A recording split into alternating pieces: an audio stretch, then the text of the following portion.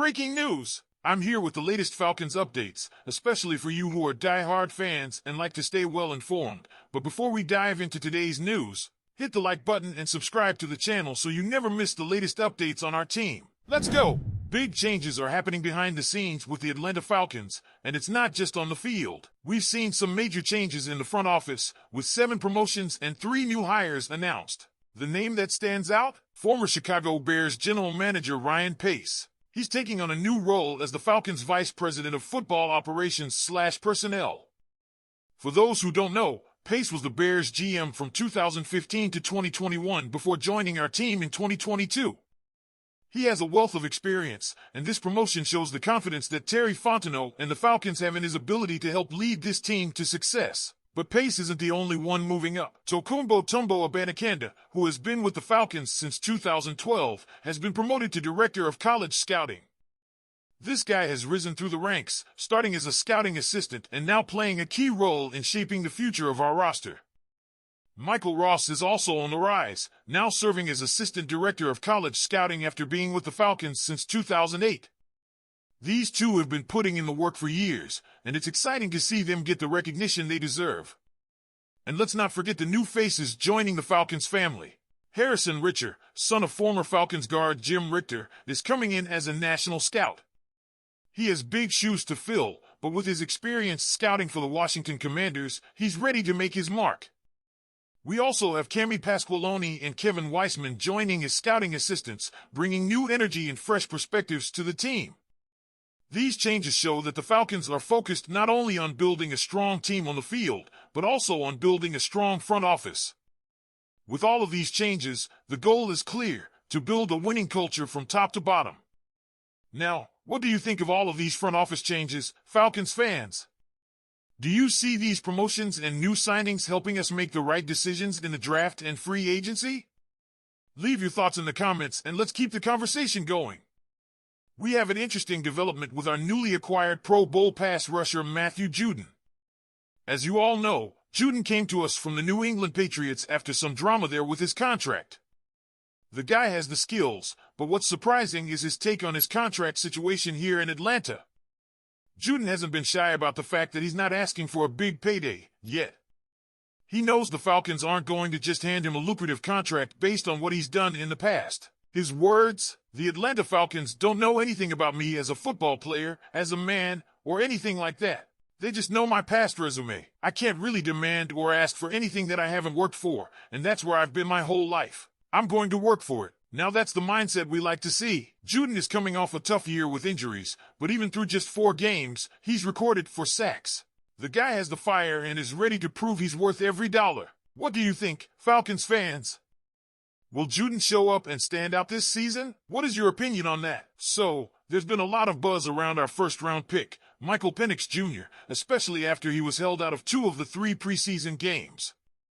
Some of you might be wondering why Coach Raheem Morris made that call. Well, Morris recently shed some light on his decision during an interview on the Up and Adams show. Coach Morris explained that the choice to rest Penix wasn't about playing it safe or second-guessing their pick. It was about one thing: protecting the team's assets.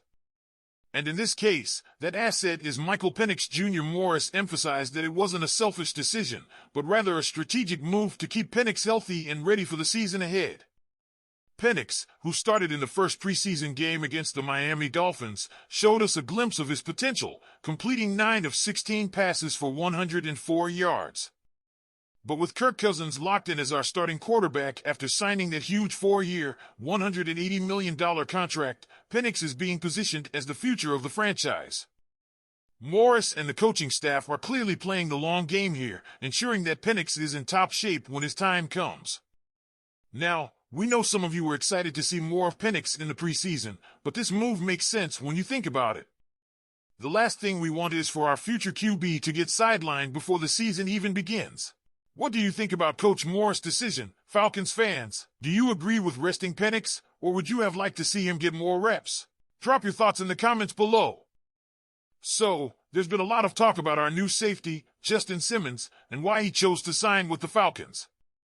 After his first practice of training camp, Simmons gave us a glimpse into his decision-making process, and it's something every Falcons fan needs to hear. It all started back in February at the Pro Bowl in Orlando. Simmons, who was still with the Denver Broncos at the time, had a quiet chat with our own Jessie Bates III. The Falcons were coming off another tough season, finishing 7-9 for the third straight year, and had just made some big changes, firing Arthur Smith and bringing in Raheem Morris as head coach. Simmons wanted to know how Bates was feeling about it all, and Bates gave him a candid answer: "I just hope we can work this thing out from here." Fast forward to Monday night. Simmons, along with Morris, GM Terry Fontenot, Bates, cornerback A.J. Terrell, and defensive tackle Grady Jarrett, sat down for dinner at Chops in Atlanta. The Falcons were doing everything they could to convince Simmons to join the team. And this dinner was the perfect opportunity for Simmons to revisit that conversation with Bates. Simmons recalled asking Bates again, "What do you think now?" Bates didn't have to say much. He simply said, "No, that's right." And that was all Simmons needed to hear. Simmons officially signed with the Falcons last Sunday, and it's clear his decision was heavily influenced by his conversations with Bates. But it wasn't just about those conversations. A lot happened in between. The Falcons rounded out their coaching staff, bringing in Zach Robinson as offensive coordinator and Jimmy Lake as defensive coordinator. They also made some big moves in free agency, including signing Kirk Cousins to a 4-year deal. And under Morris's leadership, the team is building a new culture, one that's hungry for success. Simmons has been impressed with how the Falcons have handled the aftermath of yet another disappointing season.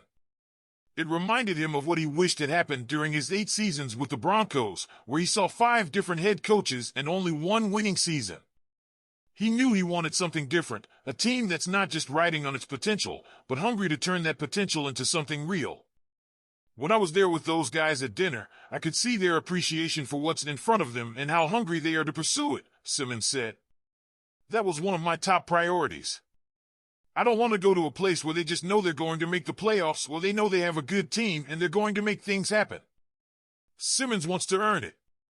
He wants to be part of a team that's fighting for something, not just waiting for it. And that's exactly the vibe he got from the Falcons.